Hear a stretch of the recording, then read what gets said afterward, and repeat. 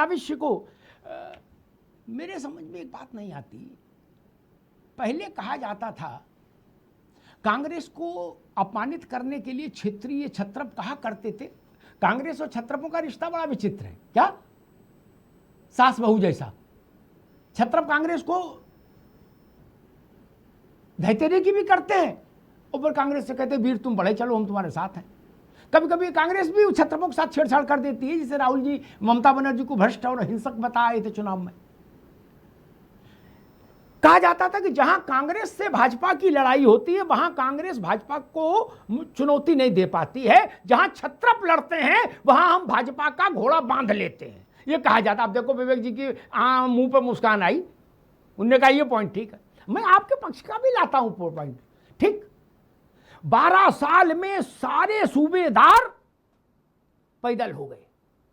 मैंने खटाखट नाम सबके आपको गिना दिए, क्या जिनकी तूती बोलती थी, चिराग जलते थे जिनके नाम में अपने सूबे में, वो कहीं खाट पर चुपचाप लेटे हैं और टीवी देख रहे हैं। ये स्थिति तो हो गई सारे छत्रपों की।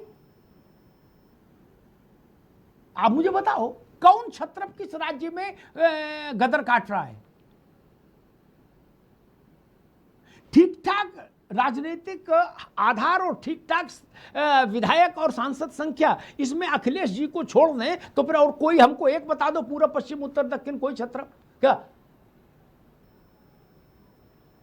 सब झालमुड़ी हो गए?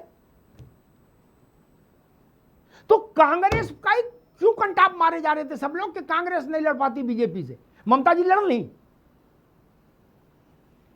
नवीन बाबू लड़ लिए, केजरीवाल लड़ लिए, हम मान लिया कांग्रेस किसी लायक नहीं है, लेकिन ये भी चवनप्राश खा के क्या कर लिए नवेश को?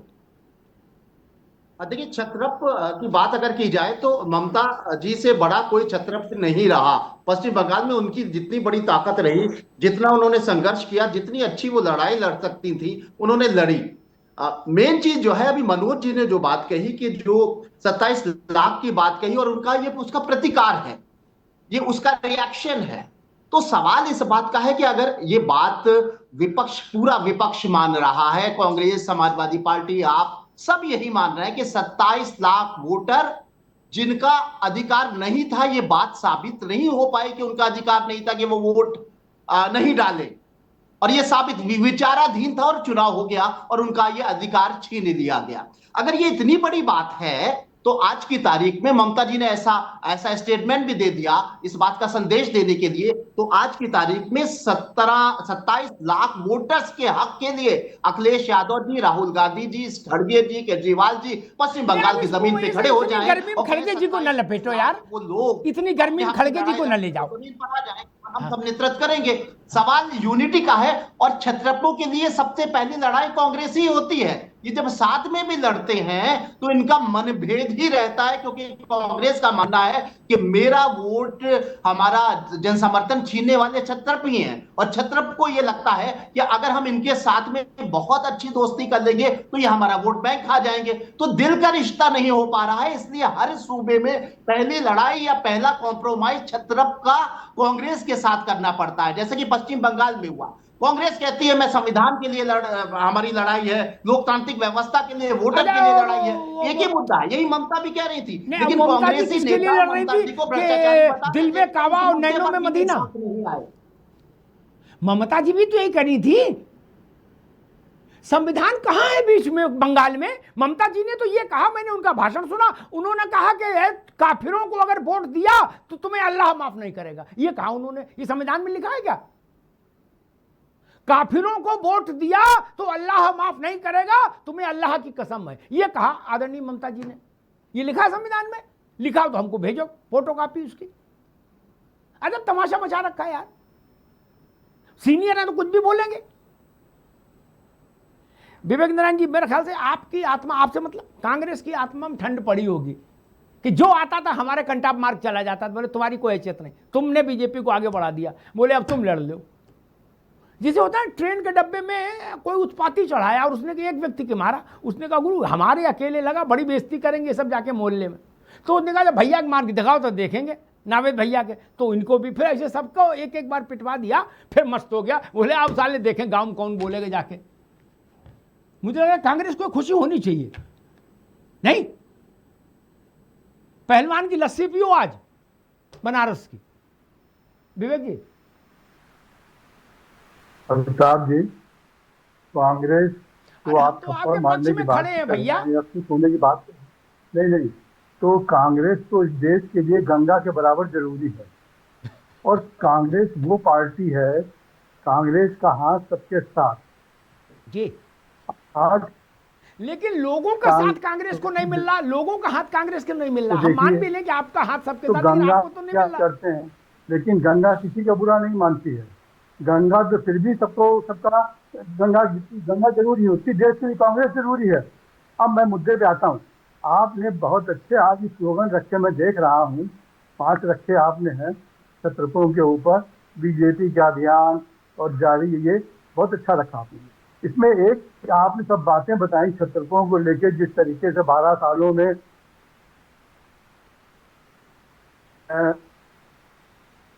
12 सालों में दर्जन भर से ज्यादा बड़े छत्रप निपट गए जी।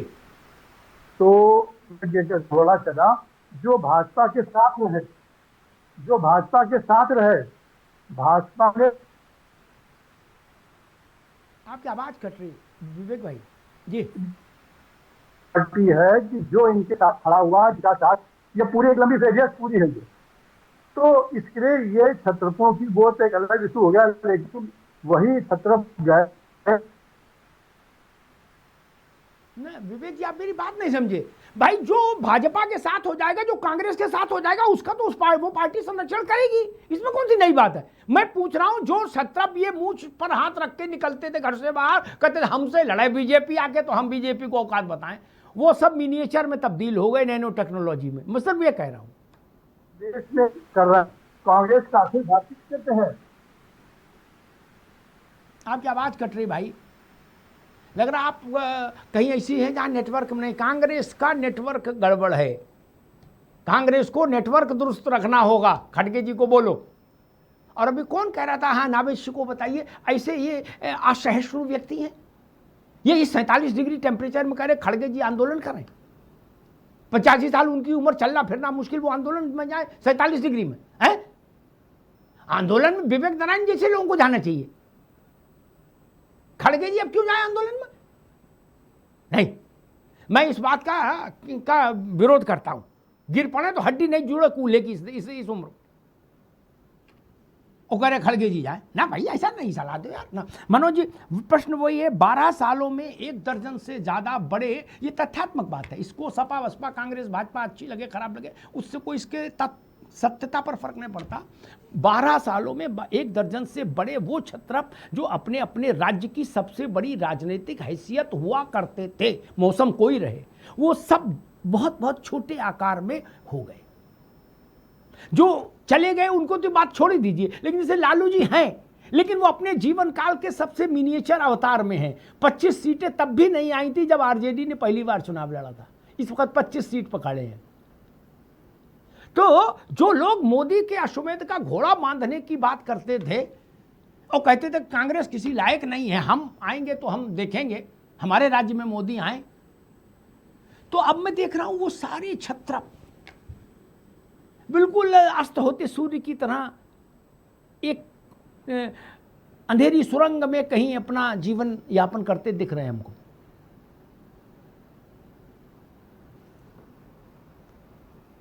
2014 के बाद से अब तक लगातार छत्रपों का नुकसान हुआ है। वो सत्ता में थे और सत्ता से हटाए गए, लेकिन भूमिका उनकी इतनी नगण्य नहीं है। अगर नगण्य भूमिका होती तो निश्चित तौर पे अभी एक परसीमन का बिल लेके आए थे सदन में, जो 1/3 पास होना था, वो पास नहीं हो। आपको भी पता है, और वो हमारी ताकत है, हमारे विपक्ष की ताकत है, इंडिया अलायंस की ताकत है। लेकिन आपका भी अपनी जगह कहना बिल्कुल वाजिब बात है। आपने एक बात कही, खड़गे साहब इतनी उम्र में ना जाए 47 डिग्री में, आप बिल्कुल सही कह रहे हैं। लेकिन जिन अंग्रेजों का सूरज नहीं डूबता था अमिताभ जी, उनके सामने इस भारत के बुजुर्ग ने दे दी हमें आजादी बिना खड़ग बिना दाल। साबरमती के संतों ने कर दिया कमाल। आप अगर उस वक्त ये बात कहते तो मेरे ख्याल से गांधी जी आपसे नाराज होते। नहीं, हम उसका उत्तर देंगे मनोज भाई, मैं उसका उत्तर दूंगा। हाँ, गांधी जी पर मैं उत्तर दूंगा। अच्छा हाँ जी, यही बात और बहुत साथ में अपनी बात कहता भी हूँ। जी। देखिए, बीजेपी कोई हवा नहीं है। डिबेट इस बात पे हो रही, लेकिन डिबेट इस बात पे नहीं हो रही जो मैंने 27 लाख का मुद्दा उठाया, जो उन्होंने अपनी पूरी सेना का, तंत्र का, गुंडे बदमाश आईपीएस का, बदमाश आईएसओ का और एक धारा में बहने वाले अधिकारियों का इस्तेमाल जिस तरह से किया है, ऐसा होता भी नहीं रहा इस देश। हमारी भी दल ने चुनाव लड़ा, इसी चुनाव आयोग के अंडर, जिसे छतरी कहते ना, छतरी के नीचे जो चुनाव आयोग कहता था वही करते थे। सरकार हमारी भले रही हो, भले उपचुनाव रहा हो, डीएम वही तय करता था निश्चित तौर पर।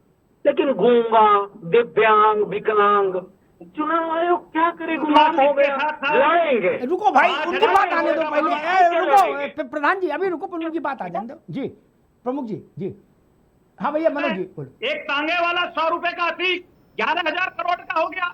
ऐसे होते हैं बदमाश, ऐसे नहीं। अरे रुको भाई, अतीक को कहां तक घसीटोगे?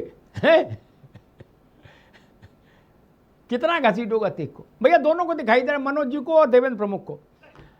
थोड़ा दर्शकों को आनंद आए। हाँ, आईएएस और पीसीएस पर उंगली उठाने से पहले मनोज जी अपनी जुबान को लगाम दीजिए। ये किसी सरकार के बनाए हुए नहीं है, देश की धरोहर है। ये हर सरकारों में काम करते हैं। अरे तुम लोगों के लिए भी काम करते थे, तुम भी इन्हीं की वजह से सरकार चला पाए थे। अरे बदमाश होते हैं तो ऐसे होते हैं जैसे तुमने पाले हैं। मैंने कहा तुम्हें डंके की चोट पर, एक अतीक की हैसियत क्या थी? साइकिल पर चला, तांगे पर चला, बाद में 11,000 से 12,000 करोड़ का मालिक बना। और आपकी बात में, अरे आज तक भी आप जमानत पर हैं। आप देखिए आपके मंत्री जो हैं, अरे आपके तो मंत्री रहे हैं, आपकी सरकारों में आज भी जेल में है। आजम खां पर कौन से मुकदमे दर्ज हुए? किसको लूटा था उन्होंने? ऐसे होते हैं भाई बदमाश। प्रदेश को जलाने का काम 400 दंगे करे आप लोगों ने, ये होती है बदमाशी। इस तरीके की नहीं कि डिबेट में बैठकर जो है आप किसी को इंगित कर सकते हैं। जिस तरीके के पाले हैं, ये गुंडे बदमाश पालने का काम तुम्हारा है। ये प्रशासन तुम्हारी सरकार में भी था, जो आज हमारी सरकार में काम कर रहा है। तुम में ताकत नहीं थी, इसलिए काम नहीं ले सके। तुम्हारे पास सिस्टम नहीं था, आप सिस्टमैटिक नहीं थे, आप क्रिमिनल माइंड के लोग थे, इसलिए आप इनसे काम नहीं ले पाई। हमने इनसे काम लिया है जो इनका काम था। इन्हें हमने मौका दिया है, इनकी क्षमता को उजागर किया है। तुम लोगों ने आईएएस और पीसीएस से जूते साफ कराए थे, हम लोगों ने उनका कॉलर ऊंचा किया है, देश के सम्मान को आगे बढ़ाया है, इसलिए वो काम करते हैं। तुम में और हम में यही अंतर है। अपने आप को आप शुद्धिकरण के लिए जाइए, कहीं अच्छी जाके आप मोटिवेट करिए, अपने आप को माइंड से शांत करिए, अपने नेताओं को जो है थोड़ी सी शिक्षा दिलाइए और उन्हें लाइन और लेंथ पर लाइए, तब आपको पता चलेगा कि ये सिस्टम क्या होता है, ये कैसे चलाया जाता है। आप किसी पर ऐसे उंगली नहीं उठा सकते। किसी पीएस यूपीएससी से निकले हुए स्टूडेंट को आईएएस आईपीएस देश की धरोहर है, जिन्हें आप बदमाश चोर बता रहे हैं, वो आपकी धरोहर थी, उन्हीं का नाम लीजिए। ठीक, उन्हीं का। ठीक, अभी रोकूंगा, दोनों मित्रों को रोकूंगा। देवेंद्र प्रमुख जी, मेरा प्रश्न आपसे ये कि सभी क्षेत्रीय दलों के मुखियाओं को भाजपा लगातार एक सीरीज से, एक श्रृंखला से निष्प्रभावी करते जा रही है उनके राज्य में। कोई सोच सकता था शरद पवार की कोई हैसियत नहीं बचेगी महाराष्ट्र में? कोई नहीं सोच सकता था। हमने तो वो दौर देखा जब शरद पवार प्राइम मिनिस्टरशिप के कैंडिडेट थे राजीव गांधी की मृत्यु के बाद, और उनका नाम नरसिंह राव से आगे चल रहा था। आज क्या स्थिति हो गई है? वो एक विज्ञापन आता, कुछ लेते क्यों नहीं, क्या हाल बना रखा है? आप ये टारगेटेड वो क्यों कर रहे हैं हमला? देवेंद्र प्रमुख जी सर, एक बार क्वेश्चन दोहराइए। विपक्ष ये कह रहा है कि आप टारगेटेड अटैक कर रहे हो, जैसे अमेरिका ईरान पर, इजराइल ईरान पर कर रहा है कि भाई ये छत्रप है, इसकी कुछ चला रही, बोलो भाई इसका काम लगाओ पहले, फिर इसका लगाओ, फिर इसका लगाओ, और एक चार्टर्ड बना है, एक प्लान बना है, और धीरे धीरे सब। कोई सोचता था कि उड़ीसा में नवीन बाबू का सूर्य कभी अस्त होगा? नहीं, नवीन बाबू अपनी जीवन की राजनीतिक पारी का समापन हार से किए हैं। बीजू पटनायक के बेटे हैं और बड़े राजनेता हैं। आपने ऐसी स्थिति पैदा कर दी। ममता जी का अगर हम ये मान लें कि रिटायरमेंट है, जैसा कुछ लोग करे, तो हार से रिटायरमेंट यार, रिटायरमेंट में तो गेंदा की माला से होना चाहिए काम। देवेंद्र प्रमुख। सर मैं उसी बात पे आना चाहता हूं, मैं दोहराना चाहता हूं कि आपकी डिबेट का निष्कर्ष निकलता है, इसलिए जो है अच्छी बात होती है। निष्कर्ष जब डिबेट का निकलता है तो प्रवक्ता को थोड़ा हल्का हो जाता है, उसे फिर उस लाइन पे दोबारा नहीं जाना पड़ता। आपने बहुत अच्छा क्वेश्चन किया है, दीदी का सम्मान होना चाहिए था। सर एक बड़ी बात बता रहा हूं आपको, आप जो है एक एक डिबेट का अंश निकालते हैं, उसको पढ़ते सर्च करते हैं, जब एक डिबेट करते हैं तो मैं इस बात को कहता हूं कि बहुत लंबी लाइन होती है कि आपकी वाणी को सुने। एक शब्द मैं ये बता रहा हूं कि कई बार दीदी ने इस तरीके की वाणी का यूज किया है। एक बार अपनी तरफ अगर देख ले अपने गिरबा में कि आपकी हार तो होती, हम भी इतना सोच रहे थे कि हमें बहुमत मिलेगा। हमने सर वहां नहीं कहा 200 पार 400 पार, लेकिन हम ये चाह रहे थे जो आप कह रहे हैं कि दीदी के भी माला गिरे, लोकतंत्र है, हम महिलाओं का वैसे भी सम्मान करते हैं, आधी आबादी है, अगर सम्मान नहीं करते तो आज ये हालत नहीं होती। जो महिलाओं के साथ हुआ इस देश में, उसका बदला महिलाओं ने लिया है सर। और हम दीदी का सम्मान करते थे, लेकिन दीदी ने कभी उस सम्मान को स्वीकार ही नहीं किया, उन्होंने खुद हटाया है। और जिस तरह से अभी हमारे साथी डंके की चोट पर बोल रहे थे कि हम महिलाओं के खिलाफ बिल लाए हैं, हम चाहते हैं कि आप जैसे बोल रहे हैं, आपके नेता भी बोले कि हमने महिलाओं के खिलाफ बिल गिराया है। लेकिन मुझे इस बात पर हंसी आती है कि प्रवक्ता तो पढ़कर भाषा ही नहीं है, नेताओं की भाषा को बचाने में भी असमर्थ होते हैं। जिस बात के लिए राहुल गांधी बच रहे हैं, जिस बात के लिए अखिलेश यादव बच रहे हैं, उस बात को दोनों प्रवक्ता बोल रहे हैं सर। डंके की चोट पर बोल रहे हैं और कह रहे हैं देश की आधी आबादी, मौजूद का बिल हमने मिलकर गिराया है। इसी का ये परिणाम है कि आज देश में धीरे धीरे ही, लेकिन हम उस दिशा में बढ़ रहे हैं कि ये देश कांग्रेस मुक्त भारत बनेगा। धीरे धीरे ठीक, अभी रुकना होगा, अभी दोनों मित्रों को रुकना होगा, देवेंद्र जी को भी, विवेक जी को, दोनों मित्रों को रुकना पड़ेगा।